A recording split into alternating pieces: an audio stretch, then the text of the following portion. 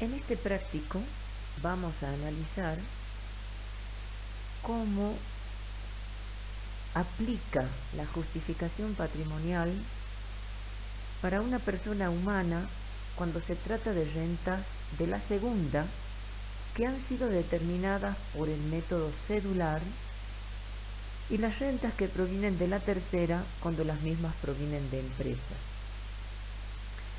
Recordemos algo básico: cuando nosotros hablamos de justificación patrimonial, siempre hablamos de personas humanas.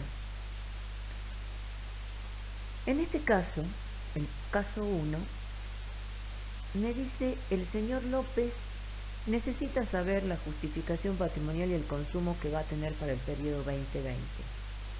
Sabemos que una persona humana tiene su periodo fiscal que va del 1 al 31 del 12.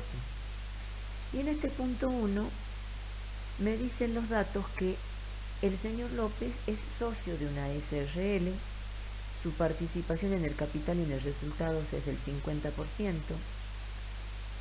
y me da ciertos datos de la sociedad que vamos a ir analizando cuando hagamos la resolución del caso.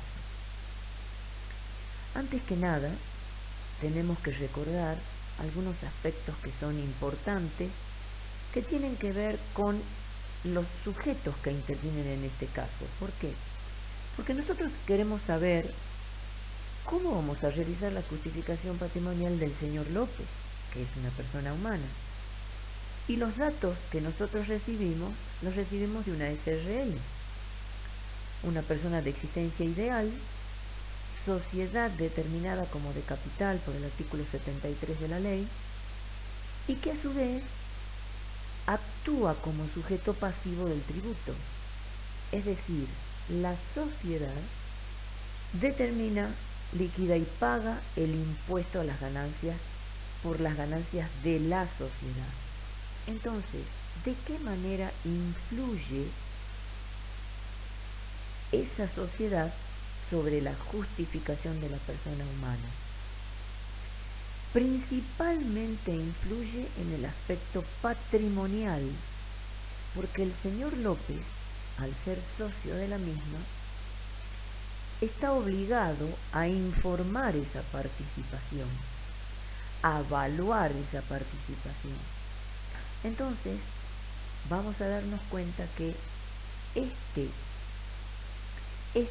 esta participación tiene dos efectos. El primero, que tiene que ver con la evaluación. ¿Cómo voy a evaluar la participación del socio en la SRL? Y el segundo aspecto que vamos a tener en cuenta es cómo afecta la diferencia patrimonial que pueda llegar a tener la sociedad con el aumento o la disminución de su patrimonio neto sobre la justificación del socio. Lo primero que vamos a hacer es lo siguiente. Ustedes, dentro de la solución, tienen un patrimonio al 31 del 12 del 2019 y tienen un resultado impositivo del periodo. Esos son datos fijos del trabajo práctico. Esos son datos que nosotros les damos a ustedes. Entonces, siguiendo con el desarrollo, ¿qué tenemos que considerar?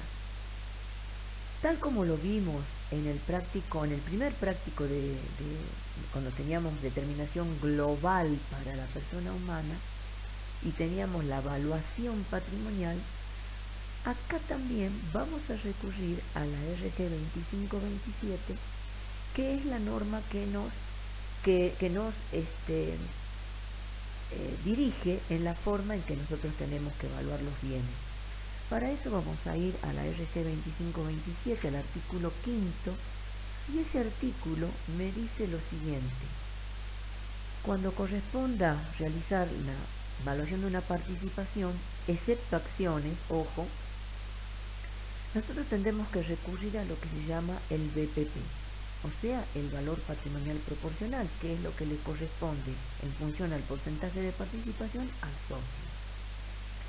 Cuando la sociedad cierra, por supuesto que estamos hablando de sociedades que llevan registraciones contables, cuando la sociedad cierra el 31 de diciembre, Únicamente tendré que calcular el BPP y esa será la evaluación que tiene el socio en la sociedad al cierre.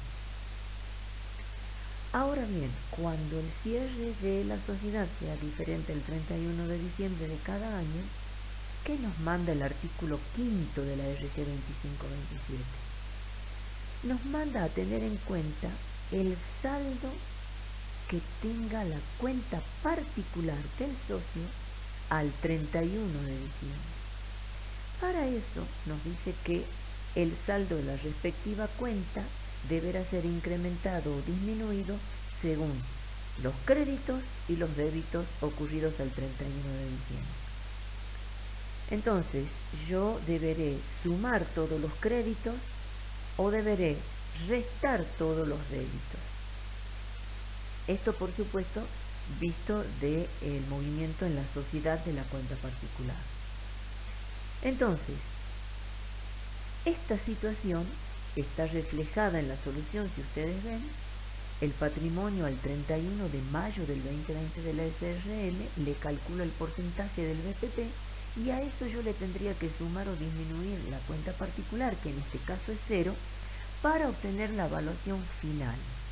Esos 552.419 que tenemos en la evaluación, por favor, repito, es el importe que irá consignado en el patrimonio al final, que lo van a ver en el último renglón de la solución que tienen ustedes.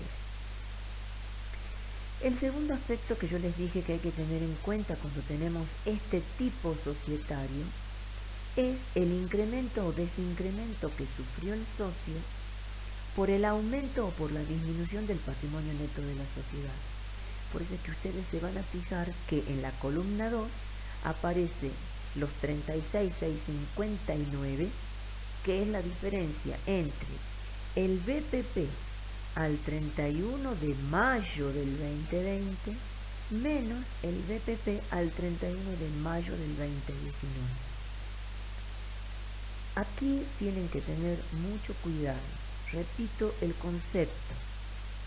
Si bien estos 552.419 que están consignados en la resta son iguales a los 552.419 de la evaluación, numéricamente son iguales, pero conceptualmente son totalmente diferentes. ¿Por qué? Porque yo, para calcular el efecto en la justificación patrimonial, he tomado el BPP al cierre real de la empresa. En cambio, para evaluar la participación, debo tomar el BPP ajustado con el movimiento de la cuenta particular al 31 de diciembre. Caso 2. El señor López es accionista de la empresa El Rápido, Sociedad Anónima, Transporte El Rápido. Se trata de una sociedad constituida en el país que no cotiza en bolsa y que cierra ejercicio el 31 de julio de cada año y presenta la siguiente información. Como primer punto me informa que el 28 de diciembre ha percibido dividendos por 5.000, los que fueron puestos a disposición el 15 de diciembre del 2020 y corresponden a utilidades del ejercicio cerrado el 31 del 7 del 2020. La sociedad anónima le practicó la retención del 7%. Bien, al hablar de dividendos, si bien es una ganancia alcanzada y grabada por el artículo 2, por el artículo 45 de la segunda categoría, y a su vez de liquidación de tipo cedular, es bueno aclarar que este tipo de renta toma como momento de imputación la puesta a disposición. O sea que la puesta a disposición me va a marcar a mí cuándo voy a grabar esta renta. Entonces, ¿cómo trabajamos con el dividendo? Trabajamos con la fecha de puesta a disposición del 15 de diciembre del 2020. Como esta renta no está dentro de lo que es el resultado del ejercicio global, porque aquí hay que aclarar lo siguiente: el impuesto cedular se liquida como una DJ independiente a la DJ del impuesto global. Pero la justificación patrimonial solo aparece en la DJ de liquidación global. Entonces, yo tengo que consignar esta renta a columna 2 porque es un incremento patrimonial para el accionista, en este caso para el señor López, que no está consignado dentro del resultado del ejercicio. Por lo tanto, 5.000 a columna 2 como incremento patrimonial. La retención del impuesto a las ganancias que le efectúa la sociedad quedará como un crédito en el patrimonio neto al cierre. Recordemos que el efecto del impuesto siempre se aplica al año siguiente porque es cuando se lo determina, se lo liquida y se lo paga. El inciso B de este punto 2 hace referencia a que el 30 de 9 del 2019 se vendió la mitad de las acciones que posee en la empresa, en 12.000 pesos. Las mismas habían sido adquiridas en agosto del 2010 en 8.500. Es el resultado de venta de acciones, va a estar grabada por el 48K, que se liquida también por impuesto cedular por el artículo 98C. Esa determinación va a estar grabada, en este caso no está exenta porque la empresa no cotiza en bolsa. ¿Y cómo se determina el valor? Según el artículo 98 yo tendría que tomar el precio de venta menos el costo actualizado. Como estas son acciones que fueron adquiridas antes del 1 de enero del 2018, irá al costo histórico. Es el resultado de la venta de acciones que se produjo en el 2019, este año, en el 2020, no intervendrá en la justificación porque ese movimiento ya se registró en el 2019. Lo que va a influir en este caso en la justificación del 2020 es justamente ese impuesto determinado por el periodo fiscal 2019 que se determina y se paga en el 2020. Por eso es que a columna 1 pondré el impuesto determinado porque se trata de un gasto no deducible el impuesto, a columna 1 como un desincremento. Caso número 3. Posee el 20% del capital de una sociedad colectiva. Por dicha participación, o sea, en función al porcentaje que le corresponde, por el ejercicio cerrado al 31 del 7 del 2020, le corresponde un beneficio impositivo de 6.500 y un quebranto contable de 1.500. Repasemos un poquito la sociedad colectiva. La sociedad colectiva, si bien es una sociedad que lleva registraciones contables, pero bajo la lupa del impuesto a las ganancias, no es una sociedad de capital, no es sujeto del gravamen. Es una sociedad derivante, un sujeto derivante, porque la sociedad, si bien determina el resultado impositivo, informa a sus socios que son quienes tienen que adjuntar en su declaración jurada esta renta de la tercera, en su propia DJ, por supuesto. Ahora bien, nosotros tenemos que recordar que el beneficio impositivo es irreal, porque es un beneficio calculado en función a las normas de la ley del impuesto, está generado para calcular un impuesto. No siempre es igual al resultado contable, que puede ser quebranto, puede ser beneficio. La realidad del sujeto socio, la realidad de ese sujeto socio, es el resultado contable, porque es el que vive la sociedad. Entonces, ¿cómo trabajamos con las participaciones en sociedades colectivas o sociedades de personas simples? O sea, sociedades que son de personas. En la justificación patrimonial, dice la diapositiva, deberá reflejarse el efecto real que es el contable. Por lo tanto, primero deberemos neutralizar el efecto impositivo. Si yo tengo un quebranto impositivo que fue restado del resultado del ejercicio, del resultado impositivo del ejercicio, deberá sumar a la columna 2 para que se neutralice. En cambio, si el beneficio, si es impositivamente un beneficio, deberá ir a columna 1 para restar ese beneficio que ya se sumó. Y ahora, después de neutralizar el efecto impositivo, deberemos aplicar el efecto contable. Es decir, si es quebranto, irá a columna 1 y si es beneficio, irá a columna 2. Si ustedes analizan la solución, a columna 1 pongo el beneficio impositivo que no es real, entonces necesito neutralizarlo. Como se sumó, ahora tengo que restarlo.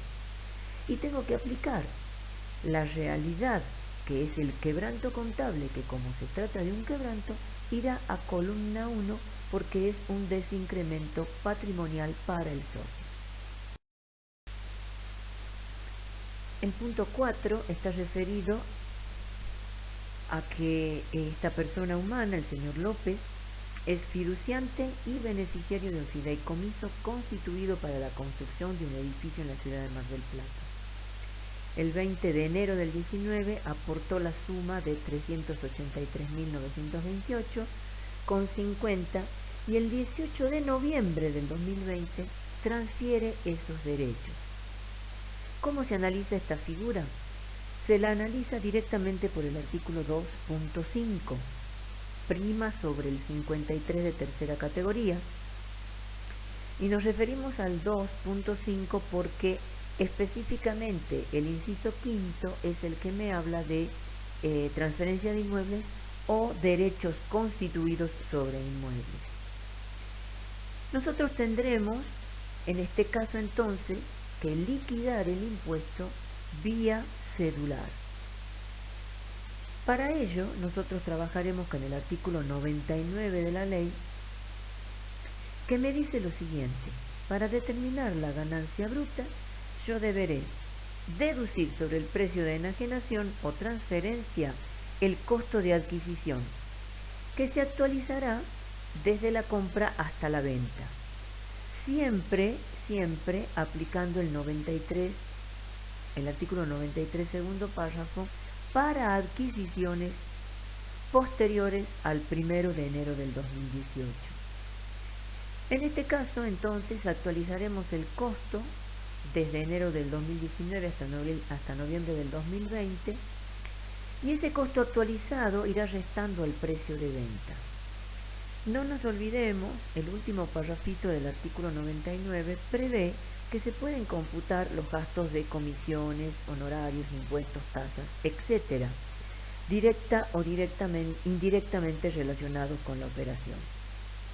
En este caso no nos informan ese tipo de gastos, por lo tanto, la determinación del resultado de la venta se la obtendrá como el precio de venta menos el costo actualizado. A eso le aplicaremos la alícuota prevista para este tipo de operaciones y así obtendremos el impuesto cedular a pagar por esta operación. Esta primera parte del análisis de esta operación determina un impuesto. Ese impuesto afectará a la columna 1 en el periodo fiscal 2021, porque no nos olvidemos que ese impuesto se determinará recién en el 2021. Ahora bien, ¿cómo afecta entonces esto en la justificación?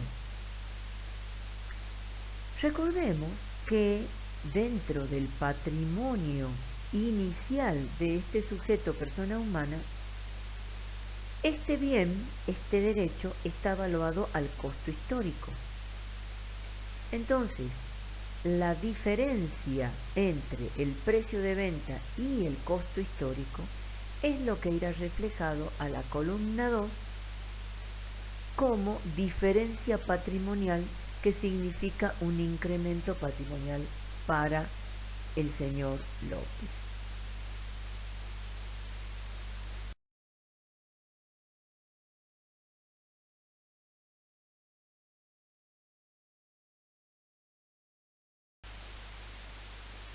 Punto 5.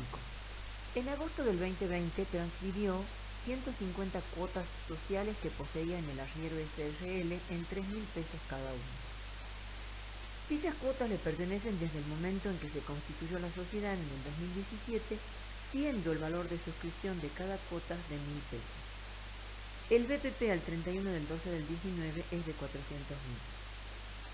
Bueno, este caso se trata de la transferencia de cuotas sociales, que está grabado, artículo 2.4, 48K en la segunda, y este también es una operación que se liquida a través del impuesto cedular.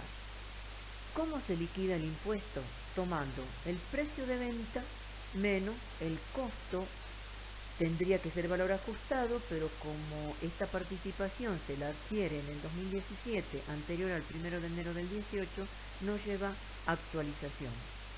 El resultado de la venta son 300.000, sobre el cual, aplicando la alícuota para esta operación del 15%, me determina un impuesto de 45.000 pesos correspondiente al periodo fiscal 2020. Entonces, esta primera parte justifica un incremento patrimonial para este sujeto, la persona humana, un resultado de 300.000 a columna 2. El impuesto que corresponde al periodo fiscal 2020 afectará recién en el 2021 con su determinación en la columna 1. En esta operación tenemos que tener en cuenta otra situación, y es la variación patrimonial que ha tenido este socio entre el costo de origen y la evaluación que tenía en el patrimonio al inicio. Inicialmente, o sea, el 1 de enero del 2020, tiene una evaluación de 400.000, como indica el BPP. El costo de esa participación habían sido 150.000. Por eso es que va a columna 1 la diferencia patrimonial que tuvo este socio entre el BPP, que es la evaluación, y el costo. Si nosotros hacemos una comparación con el ejercicio del fideicomiso, también podríamos haber utilizado el camino más corto y directamente realizar la diferencia entre el precio de venta y el BPP, 450 menos 400, a columna 2, los 50.000. Bueno, en este caso el consumo se determina por diferencia y sumando la columna 1, un importe igual al de la columna 2. A continuación vamos a analizar un caso especial en la justificación patrimonial, y tiene que ver con los honorarios de directores que puedan percibir o le puedan ser asignados a los perceptores, teniendo en cuenta que la sociedad anónima ha realizado un cálculo para saber cuánto de esos honorarios ha podido deducir, cuántos no, y cómo repercutiría esos conceptos sobre lo que recibe cada uno de los perceptores. Vamos a trabajar con los datos del trabajo práctico adicional número 18 en el caso 1.